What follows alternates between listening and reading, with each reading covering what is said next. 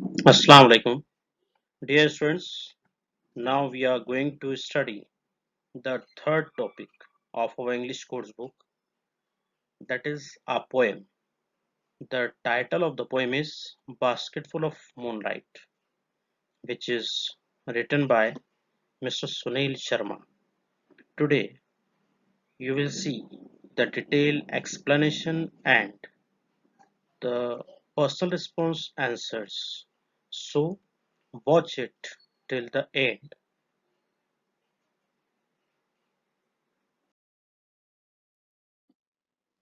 Let's start the poem.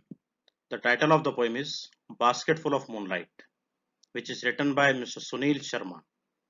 In this poem, the poet has requested to the moon, in the words of a child or a son, for the moonlight and the seeds of moonlight.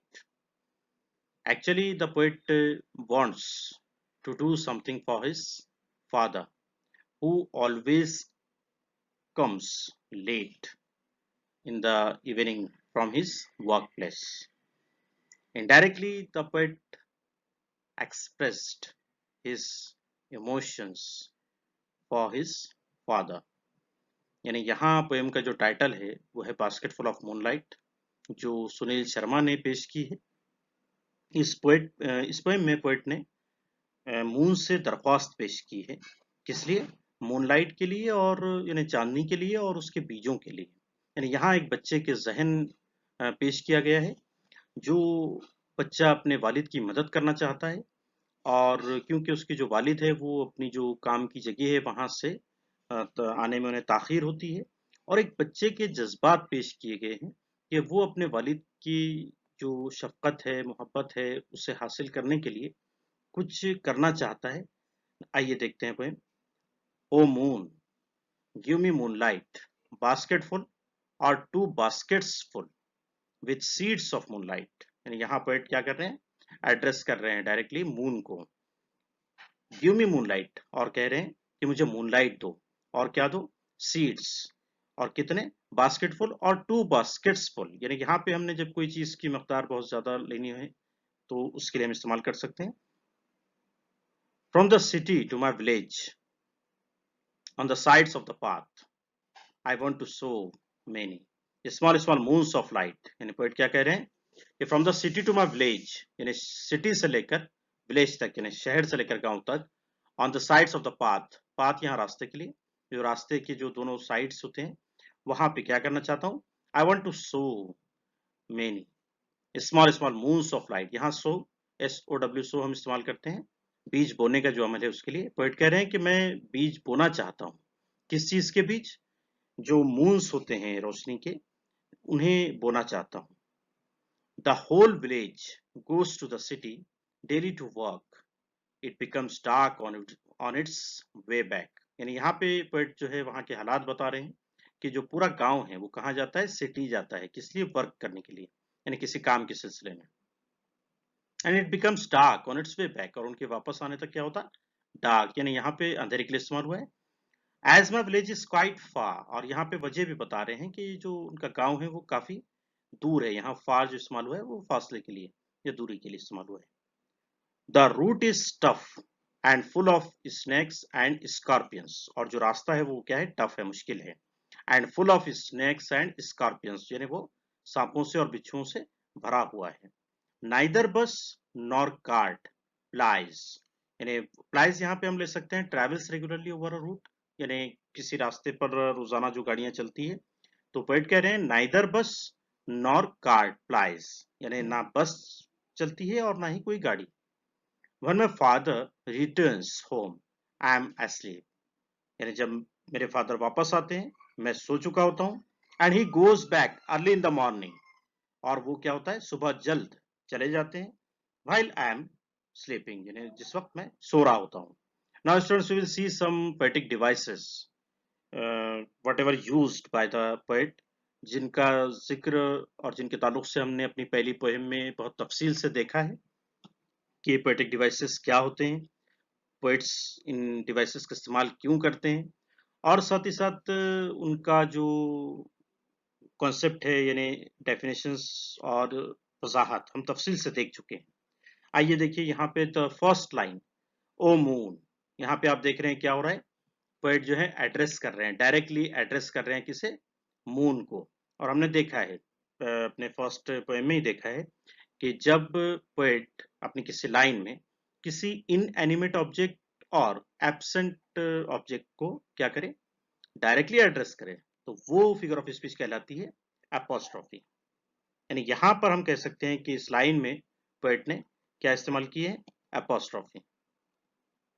See the next line, give me moonlight. यहाँ पे आप देख रहे हैं मी, moonlight, यानी यहाँ मी sounds are repeated, and we know very well that when poet repeats a particular sound in his any line, that figure of speech is known as alliteration। यानी यहाँ पर हम कह सकते हैं कि यहाँ पे पोएट ने क्या इस्तेमाल किए हैं, alliteration। See the eighth line, small small moons of light। यहाँ पर आप देख सकते हैं स्मॉल स्मॉल क्या हो रहा है, वर्ड रिपीट हो रहा है। मीन्स जब पोएट क्या करें, जब अपनी किसी लाइन में कोई पर्टिकुलर लफ्ज को, कोई पर्टिकुलर वर्ड को क्या करें, रिपीट करें 2 और मोर देन 2 टाइम्स, तो वो फिगर ऑफ स्पीच कहलाती है रिपीटेशन। यानी यहां पर हम कह सकते हैं कि इस लाइन में पोएट ने क्या इस्तेमाल किए हैं, repetition. Now see some questions whatever you have in your text book. हमने इससे पहले भी बताया है कि जब इस तरह के क्वेश्चंस को हम सॉल्व करने जाएंगे तो जो क्वेश्चंस हमें आए हैं वो क्वेश्चंस ही हमारे आंसर के लिए बेस बनते हैं और हम उनका यूज करके बहुत आसानी से क्वेश्चंस के आंसर्स बना सकते हैं।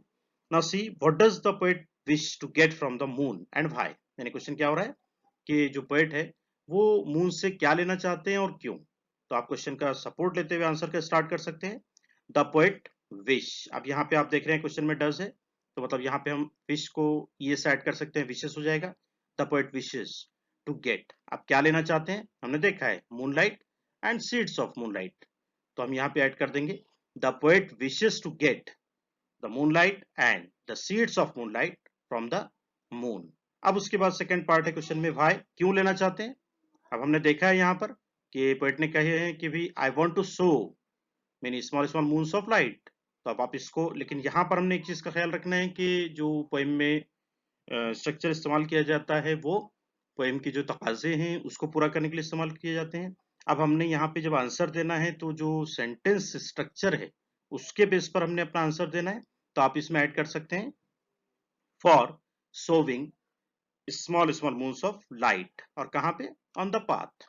अब यहाँ पे या on the sides of the path, ये भी आप ऐड कर सकते हैं। यानी यहाँ पर अपने पहले भी बताया कि क्या करना है, ध्यान रखना है कि पोएम में हमने जब आंसर बनाना है तो आप फैक्ट तो ले रहे हो पोएम से, बट आपको अपना जो सेंटेंस स्ट्रक्चर है उसको बेस बनाकर ही आंसर तैयार करना है। Now see the second question, why is the road from the city to the village dangerous. यानी जो सिटी से विलेज तक का जो रास्ता है वो क्यों डेंजरस है, तो यहाँ भी आप क्वेश्चन का सपोर्ट लेके आंसर का स्टार्ट कर सकते हो।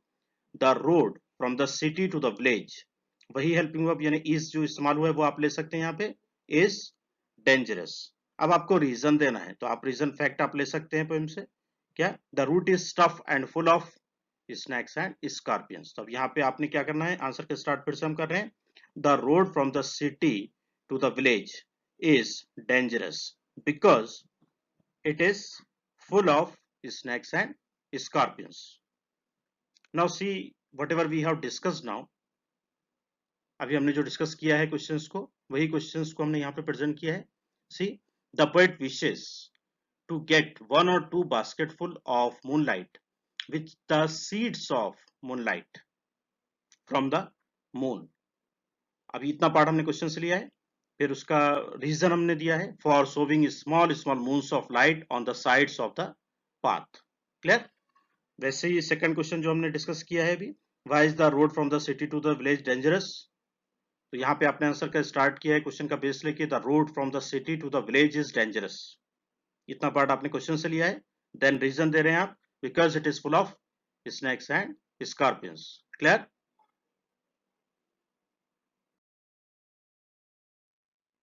Now see the remain part of the poem, O moon give me a basket full of moonlight on loan.